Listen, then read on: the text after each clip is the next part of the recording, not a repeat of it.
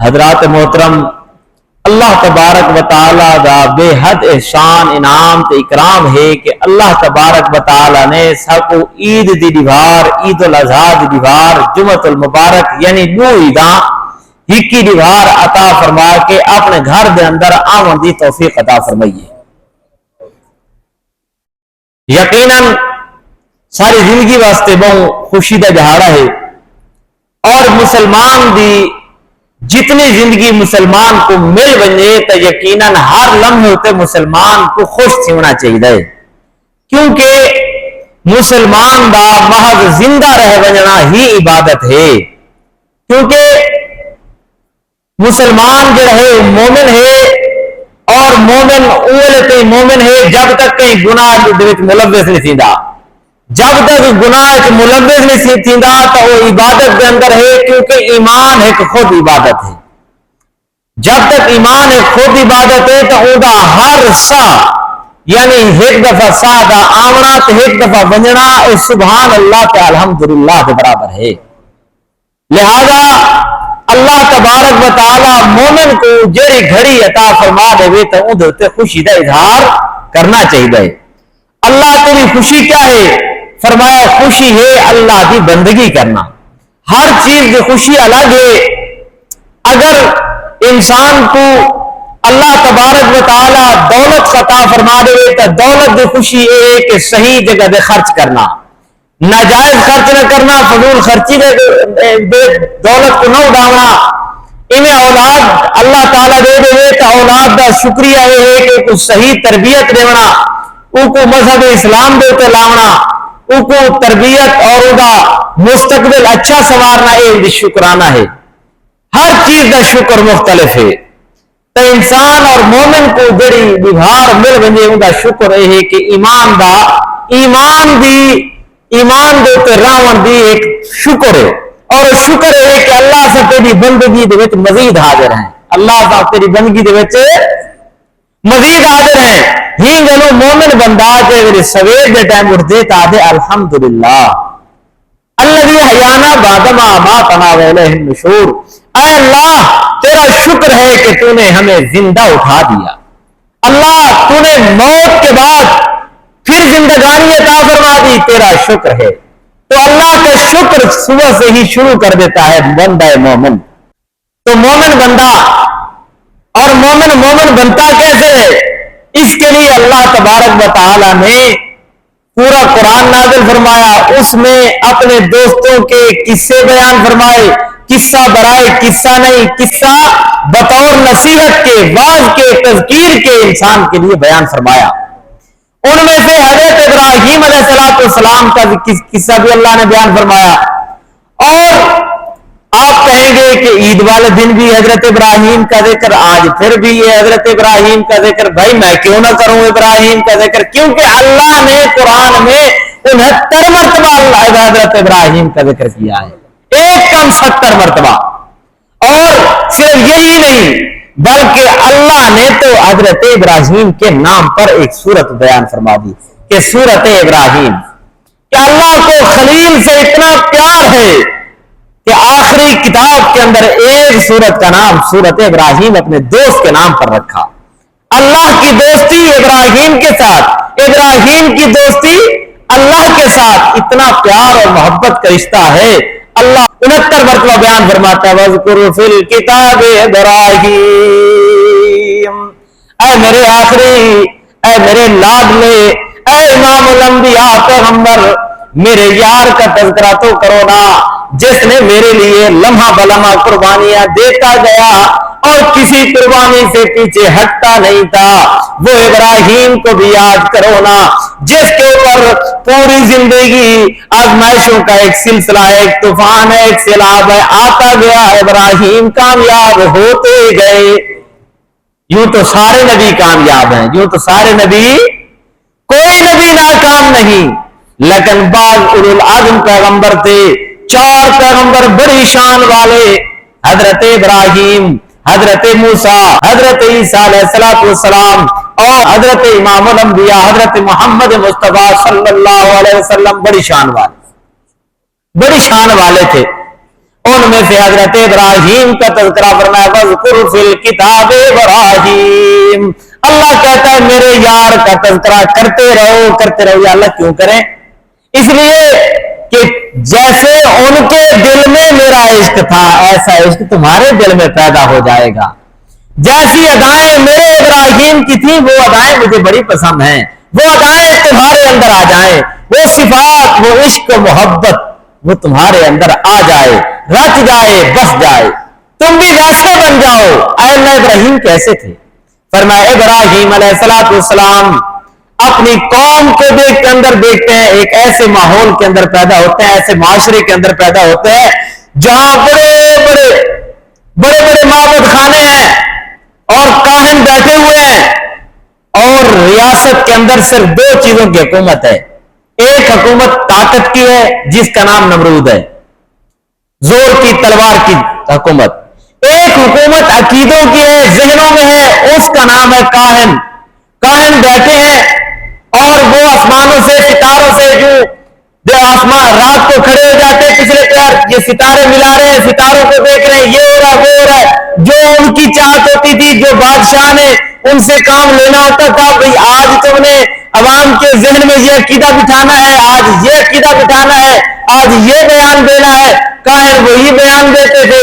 اب دونوں حکومتیں چل رہی تھی نمرود کی. کہاں ہے ایک طاقت کی حکومت, ایک عقیدے کی حکومت. ایک پیر صاحب کی حکومت جو کاہن کی صورت میں بیٹھے تھے, جو عقیدے کی صورت میں لوگوں کے ذہن پر حکومت کر رہے تھے کہ لوگوں یہ جو ہمارے بزرگ ہیں یہ تو بڑی گدی والے ہیں, اللہ ان کی سنتا ہے, ہماری سنتا نہیں, ان کی موڑتا نہیں, اللہ انہی کی سنتا ہے. بیٹا انہی کی جو سنتا ہے اللہ, یہ سارا کچھ کرنے والے ہیں. تو دو چیزوں سے ریاست چل رہی تھی. لیکن ایک نوجوان پیدا ہوتا ہے, ایک بچہ پیدا ہوتا ہے, وہ آہستہ آہستہ قوم کو شعور دینا شروع کر دیتا ہے. پہلا شعور دیتا ہے, وہ سوال کرتا ہے, اے میری قوم, ما هذه التماثيل التي انتم لها عاكفون. اے میری قوم, یہ جو بزرگوں کی پوجا پاٹ کر رہے ہو واقعتاً یہ کچھ کرتے ہیں؟ اے میری قوم, یہ واقعتاً طاقتور ہے, یہ مقبول ہے. اے میری قوم, یہ ان پیروں کے چکروں میں بظاہر کاہن بنے, بظاہر پیر لیکن کاہن, یہ جو بیٹھے ہوئے ستارے ملا کر تمہارا مستقبل بتانے والے, کبھی غور کیا یہ سچ بولتے ہیں؟ یہ جو بتاتے ہیں کہ ستارے تمہارا مقدر بناتے ہیں, کبھی ان ستاروں کو دیکھا ہے کہ ستارے بھی ایک نظام میں جکڑے ہوئے ہیں, ایک نظام کے پابند ہیں, یہ خود مختار نہیں. جو ان کا ماسٹر مائنڈ ہے, جو ان کو بنانے والا ہے, جو ان کا پلان بنانے والا ہے, جس کے ماتحت یہ چل رہے ہیں, اس ذات کو تو ڈھونڈو, وہ کون ہے؟ یہ سوال تھا حضرت ابراہیم کا. حضرت ابراہیم کا یہ سوال, اور ایسے وقت میں سوال ہے کہ پوری ریاست ایک طرف ہے, پوری ریاست ایک طرف ہے, نمرود ایک طرف ہے, طاقت ایک طرف ہے, فوج ایک طرف ہے, پوری قوم ایک طرف ہے, لیکن ایک نوجوان ہے جس کے پاس نہ طاقت ہے, نہ فوج ہے, نہ قوم اس کے ساتھ ہے, لیکن ایک فکری سوال چھوڑتا جا رہا ہے. فکری سوال, ما هذه التماثيل التي انتم لها عاكفون. اے میری قوم, بھلا ان مورتیوں کے اندر کیا رکھا ہے؟ ان کو تم دیکھتے نہیں, یہ بیچارے مجبور ہیں. ما هذه التماثيل التي انتم لها عاكفون. اصل اللہ والے وہ ہوتے ہیں جو اللہ کی راہ دکھلائیں. ہمارے بھی پیر ہیں, میں بھی بیعت ہوں, لیکن ہمارے مرشد اللہ سکھلاتے ہیں. ہمارے مرشد کیا سکھلاتے ہیں بھائی؟ اللہ سکھلاتے ہیں. وہ کاہن نہیں ہے, وہ کاہن نہیں, وہ نہیں جو پیر مریدوں کے مدد سے چلتا ہو. یعنی نگرانوں سے پیر صاحب کا بچہ تو آکسفورڈ یونیورسٹی میں پڑھ رہا ہے, اور مرید صاحب کا بچہ وہ سرکاری سکول میں پڑھنے کی حیثیت بھی نہیں رکھتا. سبحان اللہ, ایسے حساب بنائے پھر رہے ہیں. تو حضرت ابراہیم نے ایک فکری سوال چھوڑا, قوم کے ذہن کے اندر ایک فکر اجاگر کی. فرمایا ما هذه التماثيل التي انتم لها عاكفون. اے میری قوم یہ جو بظاہر مورتیاں نظر آ رہی ہیں یہ تمہیں پتہ بھی ہے یہ کچھ ہے یا نہیں؟ قالوا وجدنا آباءنا لها عابدين. قوم نے وہی جواب دیا جو آج تک پوری انسانیت کا جواب یہی ہوتا ہے کہ ساڈے پیو دادے کا یہ طریقہ ہے جناب, ساڈے بابے کا یہ طریقہ ہے, اسی جمع تے یہ دین ویکھن لگے ہیں. اچھا وجدنا آبانا لہا عابدین. آپ نے ایک فتویٰ جاری فرمایا, آپ نے فرمایا لقد کنتم انتم وآباؤکم فی ضلال مبین. کبھی تم نے غور بھی کیا ہے کہ نہیں یہ جس عقیدے پر تم جا رہے ہو, جس مذہب اور ملت پر تم جا رہے ہو, یہ تو وہ ملت ہے جس کے اندر تم گمراہ ہو, تم کافر ہو, تمہارا ایمان سے کوئی لینا دینا نہیں. اب یہ پہلا دھچکا تھا جو پہلا بیان تھا حضرت ابراہیم کا, یہ فکر تھی. اب یہ تقاریر پہنچتی ہیں چلتے چلاتے معبد میں بیٹھے ہوئے وہ جناب بڑی پگ والے حضرت صاحب آستانہ عالیہ سنبھالے ہوئے حضرت گدی نشین کے پاس کہ جناب ایک بندہ ہے نوجوان اور وہ کہتا یہ ہے کہ اللہ ایک اور ہے جو ان کا ماسٹر مائنڈ ہے, جو ان کا خالق ہے. یہ ساری مورتیاں, یہ سارے ستارے, یہ آسمان, یہ چاند, یہ سورج, یہ زمین, یہ سب کچھ ایک نظام کے تحت چل رہا ہے. اس نظام کا بنانے والا چلانے والا کوئی اور ہے, وہ اور اس طرح کی صدا لگاتا ہے. اب انہیں اپنی سلطنت ایک دن کمزور ہوتی ہوئی نظر آئی. اب انہیں یقین ہونا شروع ہوا اگر یہی فکر اس نوجوان کی قوم کو سمجھ آنا شروع ہو گئی تو ایک دن قوم جاگ جائے گی. یہ فکر شروع ہو گئی ہے. لیکن حضرت ابراہیم ہے کہ وہ روک نہیں رہے, اپنی دعوت دے رہے. لیکن انبیاء کا طریقہ جو ہے وہ یہ ہوتا ہے کہ یوں سیدھا کلہاڑا نہیں مارتے, یوں نہیں کہتے بھی تم غلط ہو, بلکہ یہ کہتے ہیں ما حاضی تماثیل. قوم تم ذرا سوچو تو صحیح کیا کر رہے ہو تم. جیسے حضرت یوسف علیہ السلام جیل میں بیٹھے ہیں تو جیل میں جانا انبیاء کا طریقہ ہے. کس کا طریقہ ہے بھائی؟ حق والے جیل میں جایا کرتے ہیں. حضرت موسیٰ علیہ السلام کے اوپر بھی پابندیاں آئیں, جلا وطن کیے گئے, اور اسی طرح حضرت ابراہیم آگ میں ڈالے گئے, حضرت یوسف علیہ السلام کنویں میں ڈالے گئے, اور حضور اکرم صلی اللہ علیہ وسلم نے 3 سال جیل کاٹی ہے. 3 سال شیخ ابی طالب کے اندر, وادی شیخ ابی طالب کے اندر 3 سال جیل کاٹنا یہ حق والوں کا طریقہ ہے. حق والے حق نہیں چھوڑتے, جیل پسند کرتے ہیں. حضرت یوسف علیہ السلام جیل میں بیٹھے ہیں, 2 آدمی آ جاتے ہیں اور اگر کے کہتے ہیں جناب انا نراک من المحسنین, آپ شکل و صورت سے, لب و لہجے سے, انداز سے, گفتار سے, باتوں سے, ذہانت سے, آپ اپنے انداز بیان سے بڑے نرم آدمی اور نیک آدمی لگتے ہیں. نبینا بتاویلہ, ہم دونوں کے خواب آئے, ہماری خوابوں کی تعبیر بھی بتلا دیجئے. ایک نے کہا میں نے یہ خواب دیکھا ہے انی ارانی آصر خمرا, کہ میں نے یہ خواب دیکھا ہے کہ میں پھلوں کا رس نچوڑ رہا ہوں. دوسرے نے کہا کہ تاکل الطیر من, کہ میرے سر پر جو ہے وہ ایک روٹیوں کا ٹوکرا ہے, پرندے اس سے کھا رہے ہیں. مجھے بھی تعبیر بتائیے. حضرت یوسف علیہ السلام نے موقع کو غنیمت سمجھا, آئے ہیں بہت اچھا, اب فکر شروع کر دی, ان کے اندر سوال نشان شروع کر دیا. فرمایا اے میرے جیل کے ساتھیوں, یا صاحبہ السجن, اے میرے جیل کے ساتھیوں, لا یاتیکما طعام ترزقانہ الا نبأتکما بتاویلہ قبل ان یاتیکما.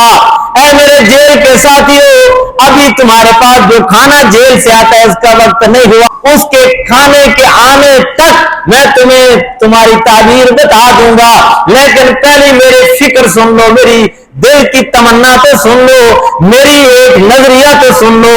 کہنے لگے جی سنائیے. تو یوسف علیہ السلام اپنا نظریہ سناتے ہیں, کہتے ہیں اے میری قوم، اے میرے جیل کے ساتھیوں، ایک ہے ملت میری قوم کی، ایک ملت ہے میرے باپ دادا کی، میں نے قوم کی ملت کو چھوڑ دیا ہے۔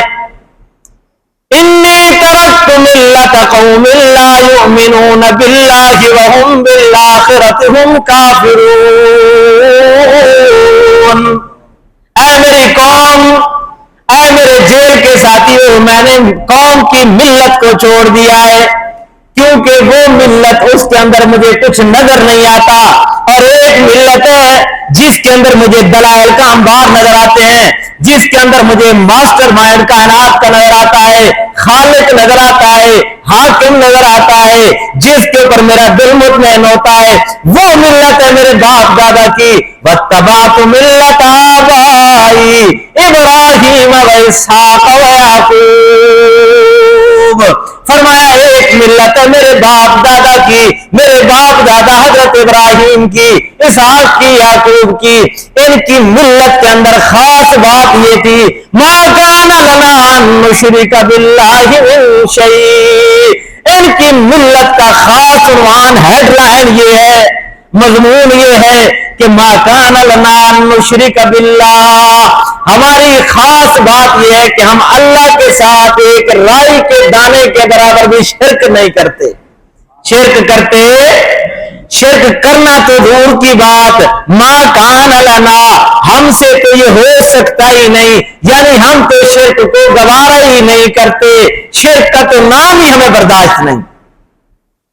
پھر آپ نے قوم کو، اپنے ان نوجوانوں کو سمجھا رہے ہیں جو خواب کی تعبیر پوچھنے کے لیے آئے، کہتے ہیں یا صاحب السجن، اے میرے جیل کے ساتھیوں، ارباب متفرقون خیر ام اللہ الواحد القہار، اے میرے جیل کے ساتھیوں مجھے یہ بتلاؤ کہ رب بہت سارے ہوں وہ ٹھیک ہوتا ہے، ایک ہو ٹھیک ہوتا ہے؟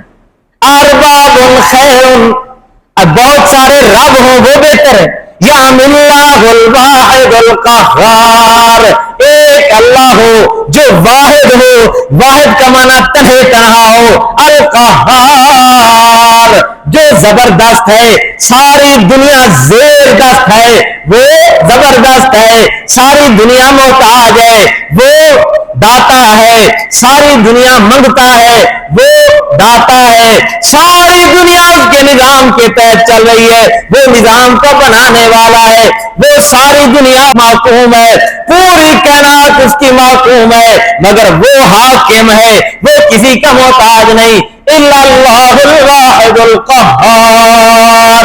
ہماری نظریہ، ہمارا عقیدہ یہ ہے کہ اللہ جو اکیلا ہے، تنہے تنہا ہے، زبردست ہے، ہم تو اس کے ماننے والے ہیں۔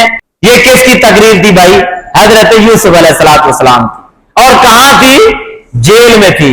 مطلب یہ ہے کہ مومن موحد اپنا نظریہ کہیں چھوڑتا نہیں، وہ جیل میں ہو یا آگ میں ہو، کہیں بھی ہو وہ اپنا نظریہ چھوڑتا، بلکہ جہاں کہیں موقع ملتا ہے اپنی نظریے کو پھیلاتا ہے، دعوت کو پہلے دیتا ہے، تعبیر بتانے سے پہلے پھر کہنے لگے اے میری قوم، ما تعبدون من دونه الا اسماء سميتموها انتم وآباؤكم ما انزل الله بها من سلطان۔ اے میری قوم، تم نے اللہ کے مد مقابل جتنے بھی حاجت روا و مشکل کشا بنا رکھے ہیں، یہ اللہ نے تو ان کے بارے میں کوئی دلیل نازل نہیں فرمائی، کوئی کتاب نازل نہیں فرمائی، کوئی وحی نہیں آئی، پھر تم نے کیوں بنا رکھے ہیں؟ الا اسمان، یہ تو چند نام ہے، سمیتموہا، جن کے بارے میں کہانی شریف تم نے خود گھڑ لی ہے۔ کہانی شریف کس نے گھڑی ہے بھائی؟ تم نے خود گھڑ، سمیتموہا، اللہ نے نازل نہیں کیا، ما انزل اللہ بہا من سلطان، خداوند قدوس نے کوئی حکم نازل نہیں کیا، لیکن تم نے کہانی شریف گھڑ لی کہ یہ حضرت غوث اعظم پاک ہیں، ہماری فریادوں کو سننے والے ہیں۔ ایک جماعت کو میں کلپ دیکھ رہا تھا، وہ حضرت غوث اعظم کو غوث اعظم کہنے نہیں چاہیے۔ غوث اعظم کون ہے؟ اللہ۔ کون ہے بھائی؟ حضرت کے دربار پر جا کر کہہ رہے ہیں یا غوث ہماری بگڑی بنا دی، اور مر جا یار قرآن کے نظریے کے خلاف، اور پھر یہ کہ اسلام کا نام لے کر، یار عجیب بات ہے کہ کوئی حضرت علی کا نعرہ یوں لگاتا ہے یا علی مدد، کوئی کہتا ہے یا فلاں حضرت صاحب مدد، کوئی کہتا ہے یا داتا سرکار مدد، اتنے سارے نام، اتنی ساری کہانیاں شریف بنا لی، کہانیاں شریف۔ حضرت یوسف کہتے ہیں اللہ اسمان سمیتموہا، یہ تم نے ساری کہانیاں خود گھڑ لی ہیں، ما انزل اللہ بہا من سلطان، اللہ نے کوئی دلیل نازل نہیں فرمائی۔ اللہ کی دلیل کیا ہے؟ ان الحکم الا للہ، سوچنا یہ ہے ساری کائنات کا حاکم کون ہے؟ اللہ۔ حکم کس کا چلتا ہے؟ اللہ کا۔ ساری دنیا مجبور ہے، معقوم ہے، ساری دنیا نظام کے تحت چل رہی ہے۔ کسی کے لیے زندگانی کا وقت آتا ہے تو پیدا ہو جاتا ہے، کسی کے لیے موت کا وقت آتا ہے تو چلا جاتا ہے۔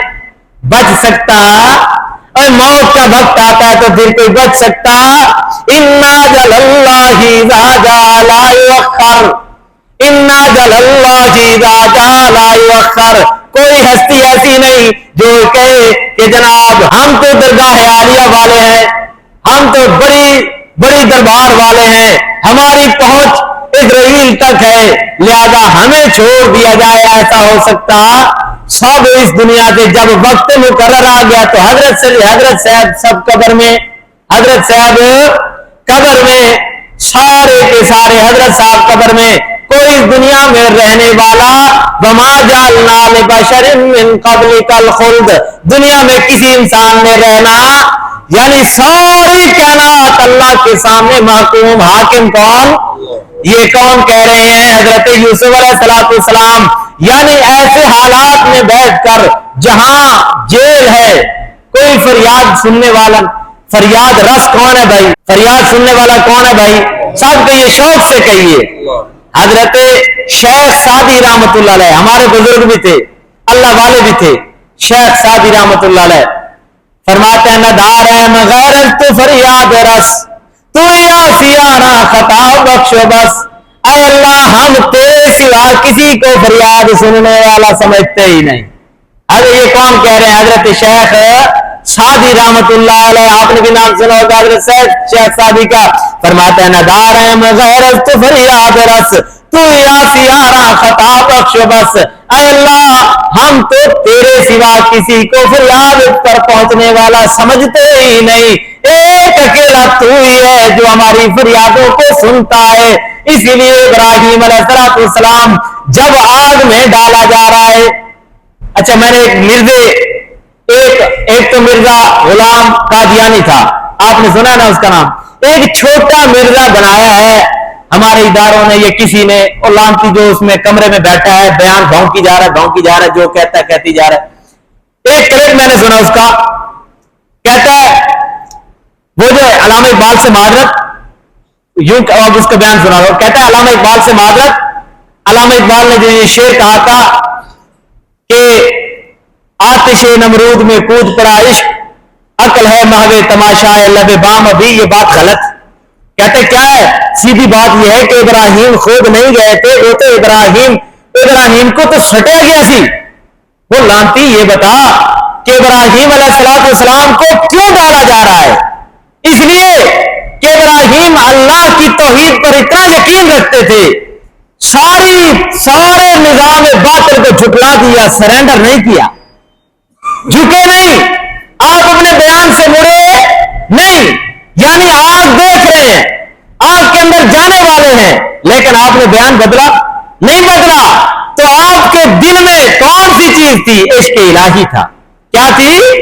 کس چیز میں؟ کون سی چیز ہے جو آگ میں جا رہی ہے؟ وہ عشق الہی ہے۔ کیا ہے بھائی؟ آتش نمرود میں کود پڑا عشق، اور عقل ہے محو تماشا لبے بام، ابھی وہاں حضرت ابراہیم علیہ السلام آگ میں جا رہے ہیں، حضرت جبرائیل آتے ہیں، جی حضرت آپ کی مدد ہو، بڑا طاقتور ہوں، آگ کو بہا لے جاؤں، آگ کو ٹھنڈا کر دوں، چاہو تو جو چاہو کر دوں۔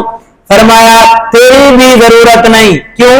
اس لیے کہ جسے جو اللہ کو پہچان لیتا ہے، جو اللہ کو پہچان لیتا ہے، جیسے ابراہیم علیہ السلام نے اللہ کو پہچان لیا تھا، اس کے نزدیک پھر ساری کائنات مجبور اور تھوڑی سی ہو جاتی ہے. اس کے نزدیک کوئی طاقتور رہتا ہی نہیں. طاقتور رہتا ہے تو کون؟ اللہ، جس نے جبرائیل کو طاقت دی، جس نے میکائیل کو طاقت دی. فرشتوں کی طاقت بھی اپنی نہیں، کس کی دی ہوئی ہے؟ حضرت ابراہیم فرماتے ہیں علمہ بحالی حسبی عن سوالی، وہ میرے علم، اس کا علم مجھے جانتا ہے میرے حال کو، میں کس حال میں ہوں، جس کے لیے میں جا رہا ہوں آگ کے اندر، وہ میرے سوال کو بھی جانتا ہے. وہ جب جانتا ہے تو خود مالک الملک ہے. سارے فزکس کے قانون، طبعیات کے قانون، اس دنیا کے قوانین اس کے ماتحت اس کے بنائے ہوئے ہیں. وہ کسی کا بنایا ہوا ساری کائنات کا مالک ہے. ابراہیم علیہ السلام اپنے بیان سے پھرے نہیں. یہ جذبہ ہمارے اندر آ جائے. چلو ایک محاسبہ کر لیتے ہیں، پھر اس کے بعد بات تو پوری ہو گئی. قربانی ہم نے کر لی بھائی، بہت اچھا ہو گیا. قربانی کے اندر کیا کیا صفات ہونے چاہیے تھے؟ جانور ایسا ہو کہ جس کی آنکھ بالکل غلط نہ ہو، آنکھ اندھی نہ ہو، اگرچہ مالک کی جو ہے نا، مالک بد نظری کرتا ہو، سارا دن گناہ دیکھتا ہو، غلط دیکھتا ہو، کوئی بات نہیں. اور اس کا کان کٹا ہوا نہ ہو، اگرچہ مالک سارا دن غیبت سنتا ہو، گانے سنتا ہو، تب بھی کوئی بات نہیں، چل جائے گا بھائی. اور اسی طرح اور اس کا یعنی وہ لولا لنگڑا نہ ہو جانور، اگرچہ مالک جو ہے وہ ساری دنیا کو ہاتھوں سے ذلیل کیے کھڑا ہو، کسی کی نجائز زمین قبض کی کر لی ہو، کسی پہ کچھ کر لیا ہو، کسی پہ کچھ کر لیا ہو، کوئی بات نہیں، چلے گا بھائی. اسی طرح بھائی جانور کے اندر کوئی بیماری نہیں ہونی چاہیے، چاہے اگرچہ ہمارے دل میں ہزار بیماریاں ہو، حسد ہو، کینہ ہو، بغض ہو، نفرت ہو، ساری دنیا، کوئی بات نہیں، چلے گا بھائی. یہی بات ہے. اور بھائی قربانی نام ہے، جس طرح جانور کے اندر کوئی عیب نہیں ہونا چاہیے، اسی طرح مومن کے دل میں بھی کوئی عیب نہیں ہونا چاہیے. جہاں ہم نے جانور کو ذبح کیا ہے وہاں ہماری اناج بھی قربان ہوئی ہے کہ نہیں؟ ہماری عقل بھی ختم ہوئی ہے کہ نہیں؟ ہمارے اندر محبت اور اثار کا جذبہ بھی پیدا ہوا ہے کہ نہیں؟